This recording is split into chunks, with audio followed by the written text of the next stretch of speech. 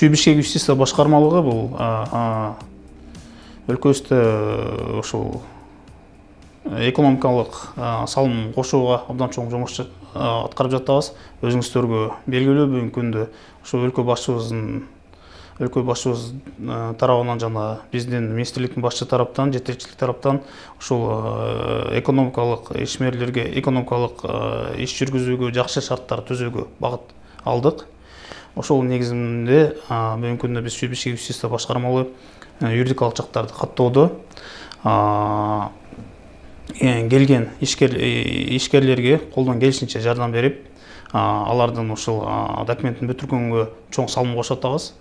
Ар бир юридикалык жак катталганда бул бизге өлкөбүзгө чоң салым болот. Биринчиден бул экономикалык багытта ал деген налог төгөт. Бул деген экономикалык биздин бюджетти толтурууга чоң салым болот.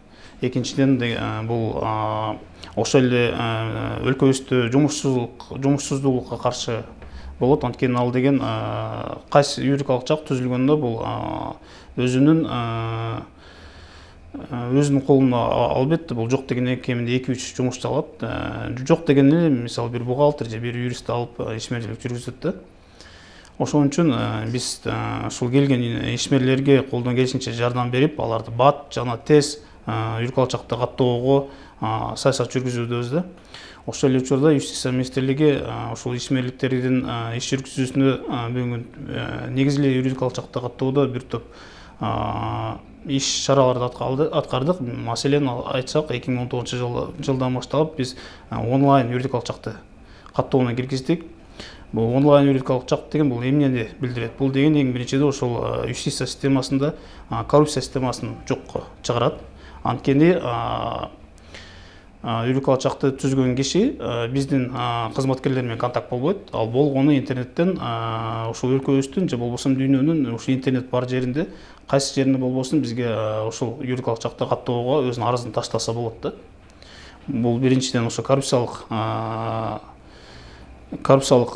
менен жокко чыгарат. Экинчиден болсо бул убакытты үнөмдөйт.